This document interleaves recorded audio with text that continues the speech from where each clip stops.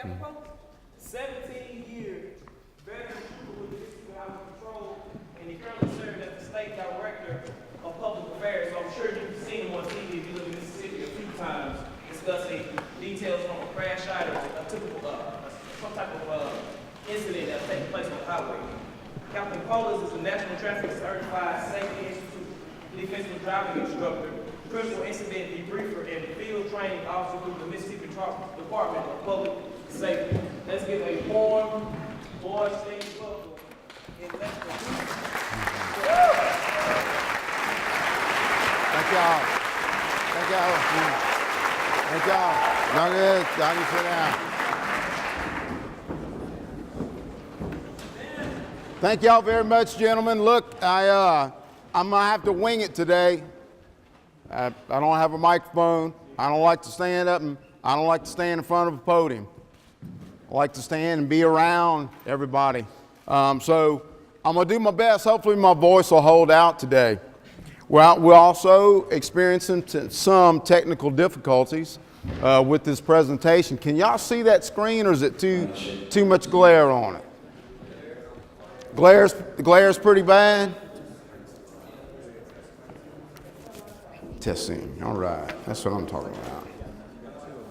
Yeah. Is that better, y'all? That's okay. Hopefully y'all be able to see what I'm gonna have on the screen today. I've got some videos that actually have sound on it. I don't know if we'll have sound by then. I'll tell you a little bit about what I do for the Mississippi Highway Patrol. I've actually started my 18th year on the Highway Patrol. I'm the State Director of Public Affairs. My number one job, which I've got a lot more irons in the fire now, that was put in there, but you know, saying you be careful what you ask for, you just might get it. But one of the number one priorities I have is designing traffic safety presentations and putting information out to the media and to the public whenever it comes to crashes. Today, to be here, it's a big honor for me. It's a little depressing at the same time because, I don't know if you read the front page of the Clarion Ledger today, and we've been discussing this for the last 3 weeks, but Mississippi ranks number 3 in the nation for teenage driving fatalities. Number 3 in the nation. Now, I want you to let that sink in for a minute. And it is so important for me to be here today, and I'm going to do the best job I can of giving you some information that I really want you to let sink in and to bring this back home to your communities and to your friends and to your families. Because you see, you are future leaders. When I say future leaders, when you graduate, you choose to go to college or you choose to go into the private sector, you're leaders. You are a leader. That's why you're here, sitting in this room. And it's why it is so important for you to understand, and I know you probably get tired of hearing all this stuff getting preached to about the decisions that you have to make. Guys, I remember what that was like when I was your age. I didn't like to have to listen to all that because I knew what I wanted to do and what my future plans were. But see, I lost 6 classmates my senior year to car crashes. 3 actually lived on the same street that I grew up on. We were good friends. Right now, we have lost a total of 24 teenagers in Mississippi in car crashes. That's from January 1st to present day. 24. Last year, we lost 78. If any of you lost a friend, family member in a car crash, I'm not here to bring up any bad memories, but we have to talk about it because it is happening. Now, I'm going to present a little bit different today also, especially with some sound issues. You know, I normally talk about seatbelt safety whenever it comes to our problems in Mississippi. Number 1 killer of teenagers, by the way, not wearing their seatbelts. Not wearing the seatbelt.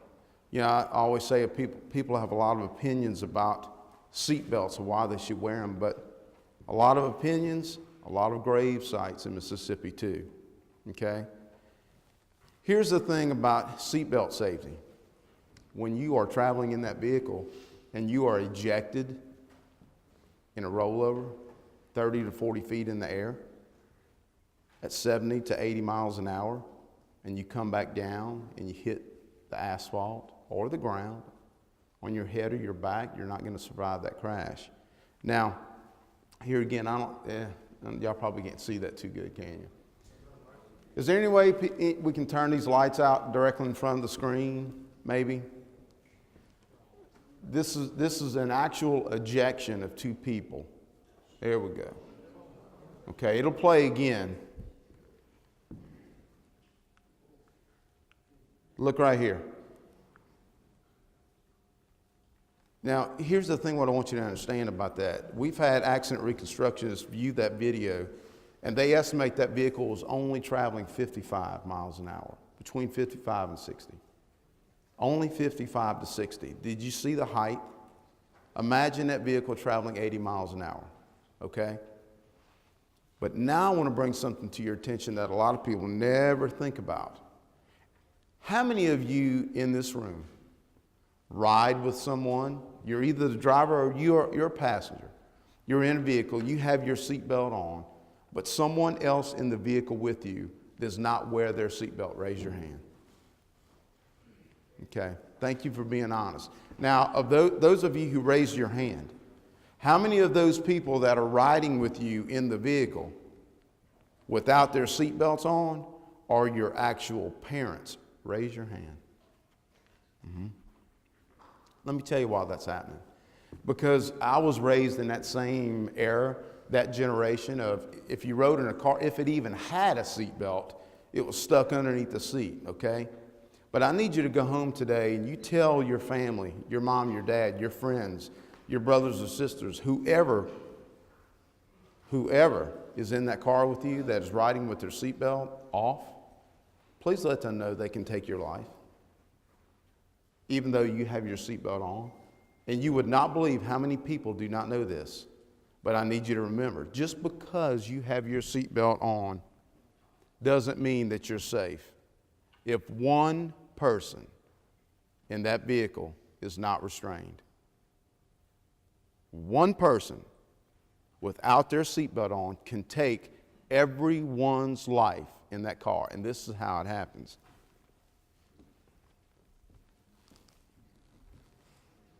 Of course, guys, remember, there's no sound, but I want you to think about what is going on. Might want to dim the lights a little bit too. There we go. That's great right there.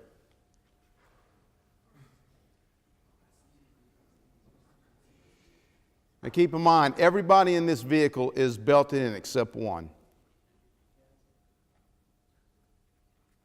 Now, I want y'all to also think about what is taking place in this slow motion video. A lot is going on, y'all. Head trauma. Probably a broken neck with him, okay?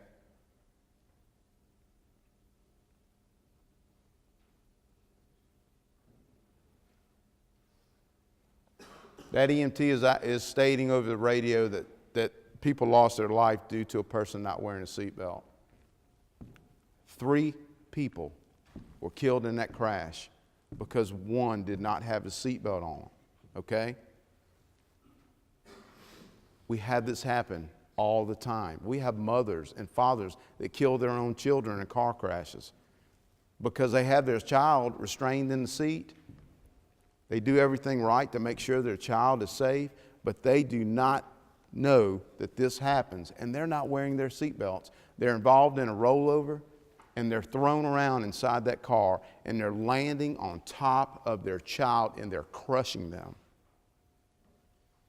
The same way, if you allow someone to ride in your car with you, they're not belted in, they fly around that car or truck like a ping pong ball, and they collide with you. Head trauma, break your neck, internal injuries. Guys, it's not about whether it's uncomfortable or not cool to wear that seatbelt, okay? I've got an aunt that is paralyzed. She was 18 years old. She's now 50, and she's in a wheelchair. She didn't have her seatbelt on. Now, that's uncomfortable, okay? That's very uncomfortable. Please wear the seatbelt. Make sure everyone in your vehicle has their seatbelt on, too, because that ensures you to make it home safely. I'm not going to spend a whole lot of time on this because y'all get tired of hearing it. I get tired of saying it, but it's still happening, okay? It's still happening out there. People are choosing to drink, get behind the wheel. There's a lot of things we don't have control over. A lot of things. There's a lot of things that we do have control over. You have control over when you're at these parties and you choose to drink and you know you're getting behind the wheel of that car. How many people in here, this is going to be a stupid question, but I'm going to make a point with it. How many of you in here have family? Raise your hand. Let me ask you something. And I'm putting myself in that same category. How many times have we been in a situation where we have chosen to drink and we're having a good old time? Because life's tough and we like to get out there and have fun. But here's the thing, y'all. Do you ever think about while you're taking that drink, do you ever picture someone in your family being killed by a drunk driver? No, you don't. We don't. We don't think about that. We live in the moment. We're drinking, we're having a good time, but here's the thing. It's happening. Loss of life is occurring. Law enforcement is we're making that knock on the door. That's one of my jobs, y'all, and it's the worst part of my job to make a death notification. There is no easy way to do it. There is no easy way to do it. I got Major Billy Mays here, retired state trooper, that was on highway patrol almost 40 years, Major? 33. I gave him 7. No telling how many knocks that this gentleman's had to make. I will tell you this, our school's pretty tough to get through. But there is no training, in my opinion, that prepares you to make a proper death notification. Now, I want anybody that can tell me that you've got the right class to train me on how to do a proper death notification, I want to attend it. Now, you can do a bad death notification, no doubt, but is there anything good about a death notification? Christmas time has always been a really bad time for me. It shouldn't be that way. It should be a happy time. But about 7 years ago, I had to make a death notification to a family in Gulfport. So I drive up, I'm sitting in my car, and y'all know the hats that we wear, being a state trooper. There is a process that I have to go through when I do a death notification. I take that hat, I put it on right, I start taking deep breaths. Now keep in mind, at that time, I'm looking at this house, and I see the Christmas tree, and I can see the young children walking back and forth in front of the tree. I can see the shadows. And I know I'm getting ready to go tell the wife and the kids that their dad and the husband is not coming home. So here again, I'm sitting there and I'm taking these deep breaths, and what I'm doing, I am getting in a mode to where I don't have any feelings. I'm a robot. I don't have family. I don't have friends. I have no feelings. That's how I do it. But for some reason, that night, I opened my door and closed it 4 times because I could not get in that frame of mind. I could not get in the mode. But I did. And I made it to the door, and I did the notification. Gentlemen, I have been to crash scenes like a lot of law enforcement officers, and I have seen things so graphic, I can't even describe it to you. Things that a human being should not even have to look at. But it's never bothered me. Don't know if that's a good thing or a bad thing. It just doesn't matter what I'm looking at. It doesn't bother me. But I have been walking up a sidewalk to a door to make a notification and had to stop because I was getting nauseous. When you knock on that door and they open it up and they look at you, there's really nothing that you have to say. They know. And you never know what to expect. I've been beat on. I've had people pass out. I had one lady that lost both of her kids in a car crash look at me after I told her that, and she went into total shock and just said, honey, come on in and let me get you something to drink. After I just told her she just lost her only 2 children, okay? You think making decisions out there when it comes to drinking and driving is tough, y'all? Or you think it's tough to stop your friend from drinking, getting behind the wheel? You think that's tough? Come go with me. I'll let you knock on that door. And then you come tell me which one's harder. Okay? You tell me which one's harder, saying, hey man, look, I'm not getting you business. Just want you to know, man, let me call somebody to come get you. I'll bring you home. Don't get behind the wheel of that car. Your family's out there on that road too. Don't do that. You think that's hard? Please remember that sound.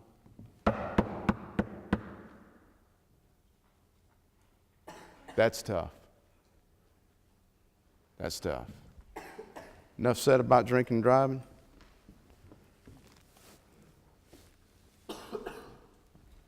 Big issue, y'all. Big issue. And I know y'all are tired of hearing it, but I do have one little video I want to show y'all of what happens in a distracted driving crash and how much destruction we deal with a vehicle.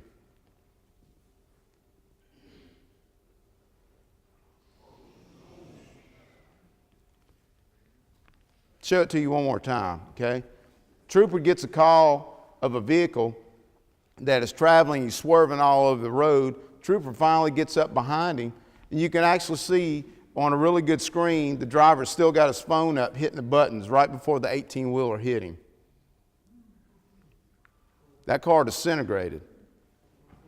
And what was left of the driver stayed up underneath the front axle, and that 18-wheeler traveled another 3/4 of a mile before it stopped with the driver and what was left of the car up underneath the front axle. Happens every day out there, okay? Really, I mean, you know how you get tired of hearing it? I get tired of saying it. But loss of life still happening out there, y'all. So please, when it comes to your cell phone, please use it as a tool, not as an entertainment device. People are dying out there. You never know how many people that you pass every day might have crossed that center line and hit you head on. And it hasn't happened because you're lucky to be sitting here today. We all are. But you still leave here to go home this weekend. Okay? Now, that's the official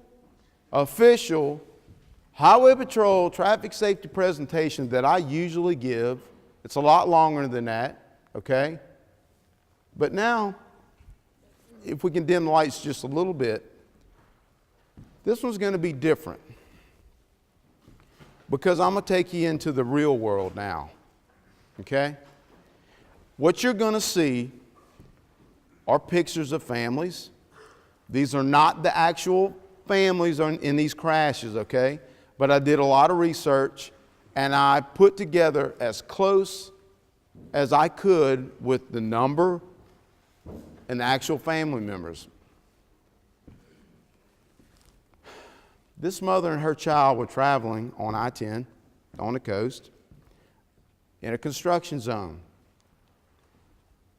Traffic starts backing up. We all know about that. So she is sitting in that traffic, talking to her child. Probably like we all, well, honey, this traffic, it'll be moving. We're not going to be here long.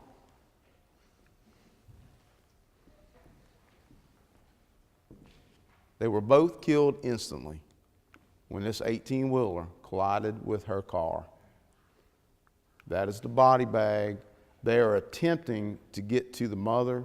The child is in this location right here somewhere. Okay? She had been talking to her husband about 5 minutes prior to that crash. Okay? Father and his kids sitting at a red light, just sitting at a red light, waiting for it to turn green. No telling what they were talking about. Maybe they were going to go to the amusement park. Maybe he was going to take them to the theater.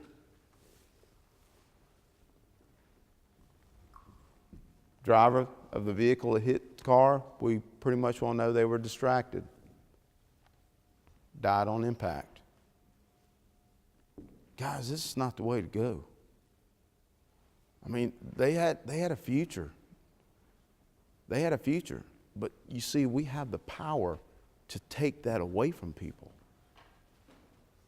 We have that power.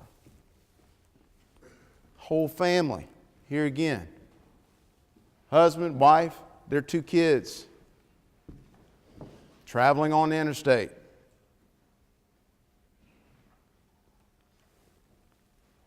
This one's kind of hard to see, but this is the actual back of the 18-wheeler trailer. This is the wheel of the car. This is the back seat, okay? That whole family is still in that car, except the little boy. The little boy survived. But he stayed in that car for 20 minutes with his dead family before they could cut him out. And when they finally got to him and they were able to get him out, the only thing he could say was, "My family's dead. My family's dead." And he kept calling their names and nobody would answer him.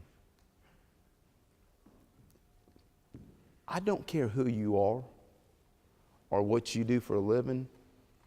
We're all still human. Law enforcement, it's tough out there right now, y'all. It's a tough job. But we're still human. I know the troopers that were out there at this wreck, they had a rough time with that. Not because of the death. We deal with death all the time. That's what we sign up for. We're not asking for sympathy. We signed up for this. But that little boy, of what he endured and what he will live with the rest of his life, those troopers were hurting for him. And that happened from texting. Okay? Here again, loss of life by hitting buttons. You notice the amount of life that is being lost in these pictures, y'all, that I'm talking about? Here again, another family traveling on a highway in Jackson. Sunday afternoon, beautiful day. I'll never forget that day. I know exactly where I was at when this call came in. Doing everything right. Doing everything right. Tell you the really sad part about this crash, y'all. Look what hit them.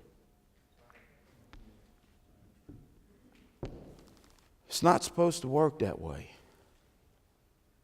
It's not supposed to work that way.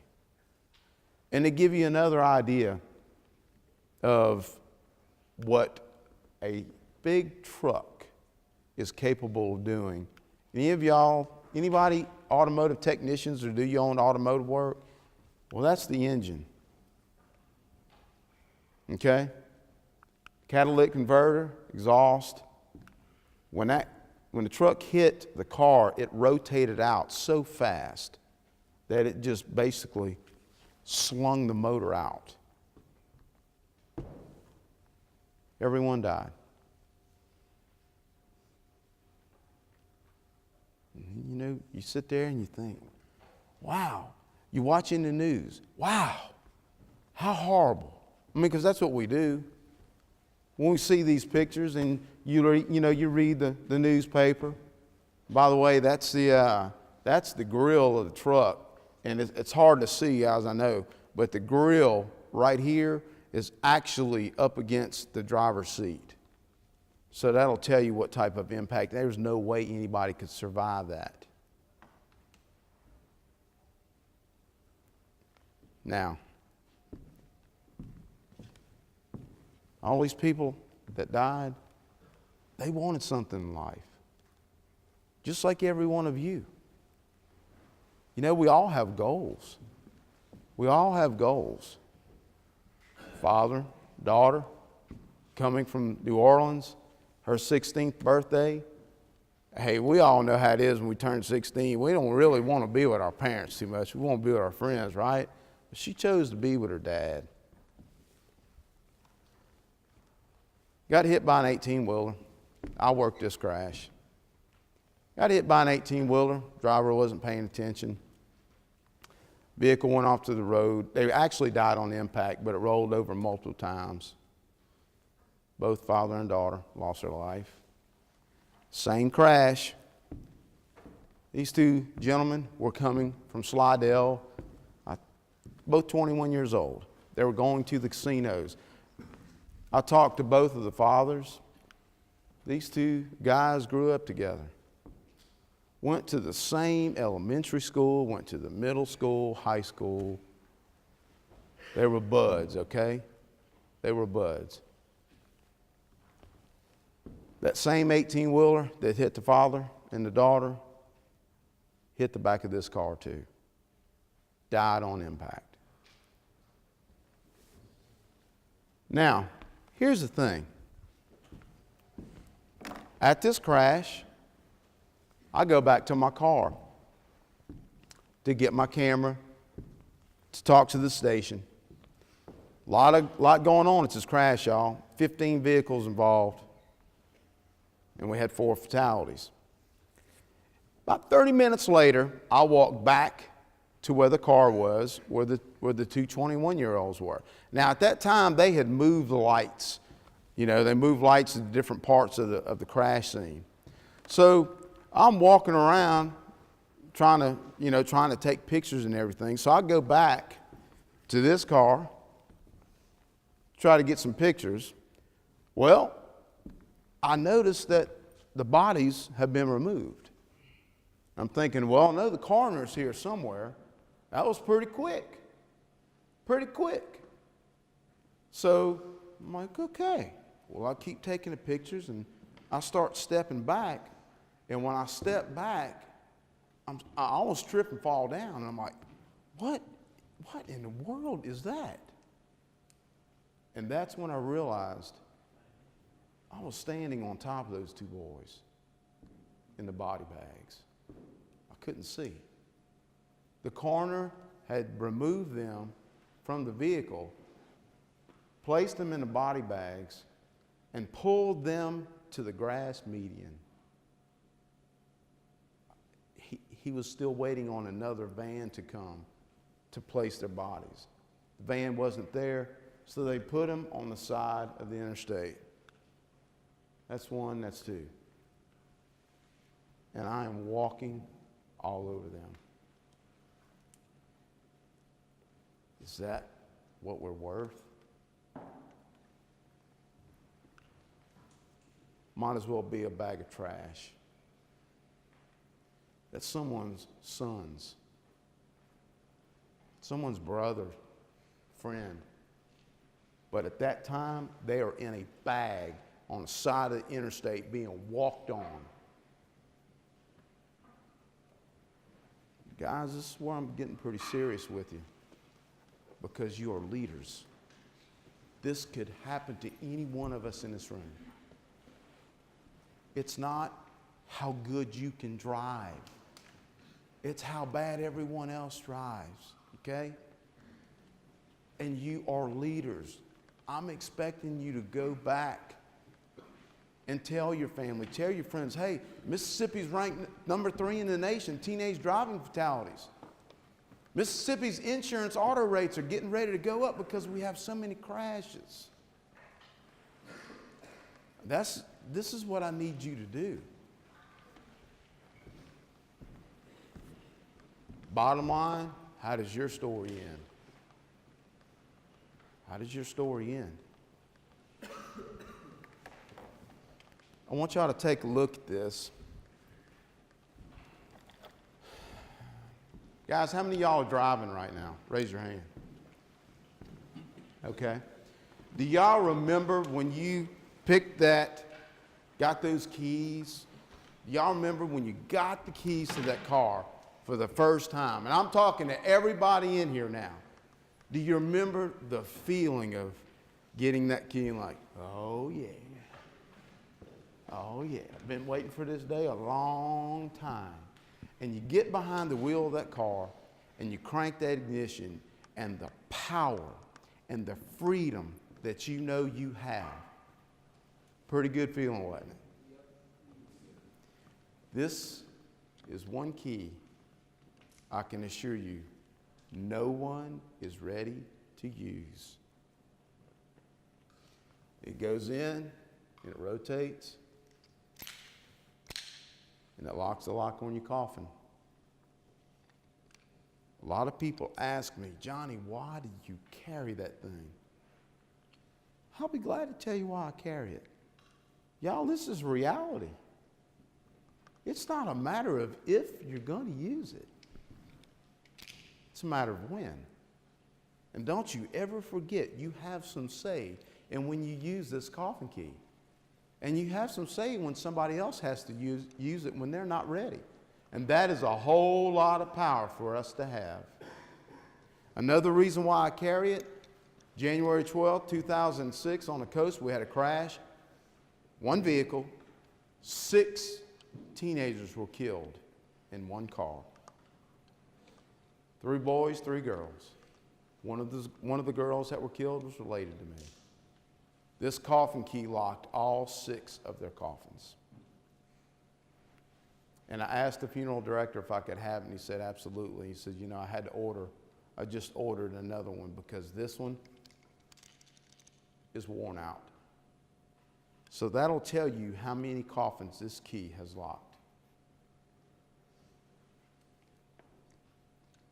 Guys, how many times have you heard life's complicated? Yeah, we know that. We know life is complicated. But here's the thing. We are masters at complicating life when we don't have to. Okay? We're masters at complicating life when we don't have to. Now, I'm just about finished, but I did want y'all to know this too. I've had a lot of people say, wow, Johnny, man, you did a good job on that traffic safety presentation. You brought a lot of things out. We just didn't know that many people were dying on the highways. But, you know, it's kind of scary. Man, you do have a life outside the highway patrol, right? I said, yeah, I do. And you know, I want to share that with you. This band plays on the coast. It's been playing a long time. Y'all actually know one of the members in that band. This actual job was at the Hard Rock, and the band opened up for a well-known band. Now, I know this band I'm getting ready to say, y'all going to laugh at me. Probably never heard of it. But some of us that have been around a while, we know. And you're going to laugh at the name. Their name is the Doobie Brothers. There we go. So this band actually opened up for the Doobie Brothers. Now, this person that I'm telling y'all that y'all know, you probably can't see him too good right there. I don't even know if you can see him now. But for those of you who can't see him, that would be me. I have played music for over 30 years. It's my out. It is how I take this uniform off and I try to relax and try to feel I'm human. And when I'm around my family, to try to feel human. Because I know at any time this thing is going to ring and somebody has died. It's sad, but it is what it is. I know when I get these calls that someone has lost their life. Life is good, gentlemen. All we're asking for is this. okay? That's all we're asking. I didn't come here to preach to you today. I came here to give you some information because y'all are leaders. And you have a responsibility. You didn't have to be here. Y'all didn't have to be here. Y'all are here because you're leaders. And we need you to go out and lead. Agreed? Thank y'all very much for what y'all do. Y'all be safe going back home.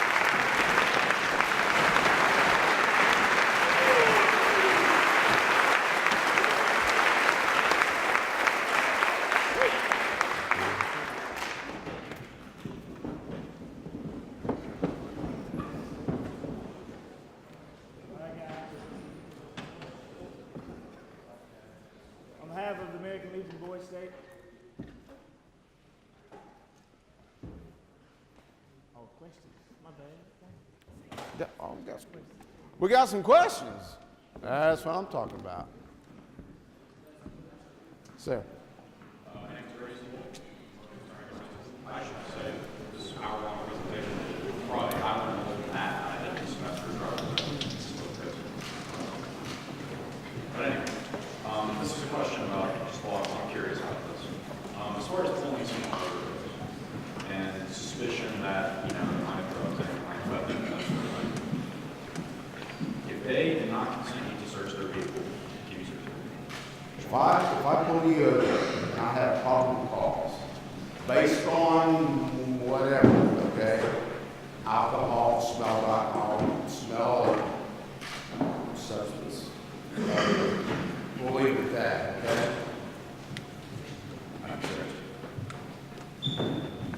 Now, I can tell the wheels are trying to give me an example of where you think we could have searched it. No suspicion whatsoever. No smell. Like I know a lot of people use like flying eyes in the door. Yeah. So no smell whatsoever. They don't look high. Nothing. All I can tell you is you have to be able to articulate that in the court of law, of what your probable cause was, to be able to search the vehicle. But I can tell you my experience, if there's nothing there, if I stop a vehicle for speeding and I walk up, the driver is, cooperative and I don't smell, visibly see anything, there's no reason for me to search the vehicle. That's me, okay? But in a court of law, you have to articulate of your probable cause of why you search that vehicle. Okay? If you are. Two more questions. My name is Mr. Parker. I was wondering, when you're giving a definition, would you say that the market would be actually looking up first to tell someone or having the strength to take on to inspire everyone or Everyone's different. Everyone's wired different. The only thing I can tell you here again with me, I'll go back to what I said. I have to turn my emotions off. I can't think about my family, and think about law enforcement families waiting for that knock. That their husband or their wife's not coming home because something happened with them, working in law enforcement itself. But for me, I cannot be emotional is what I'm trying to tell you, because if I'm emotional and then they either, here again, you never know what to expect. I mean, I've had my uniform just about ripped off me. We've had law enforcement officers actually killed doing death notifications because the person just got so emotional and just went out of it and actually got the weapon from the officer and killed them. So there's a whole lot of things that you have to be aware of, and you have to maintain your composure and maintain your emotions, because that person is your main concern. We've had people have heart attacks.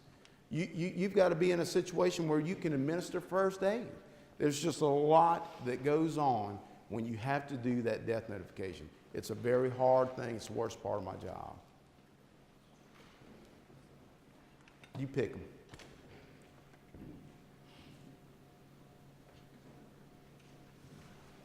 Hello, I'm Graham Levac from Madison, Mississippi. I actually just like to address all the boys here, if that's all right. A month ago today, I lost my first cousin to a car wreck, and he was crushed in between two 18-wheelers on I-20 from Raymond. And I just want to remind you guys that distracted driving, it's really not worth it at all. Like, it hurts losing a family member that way, and it's not worth it. So, just put that out there.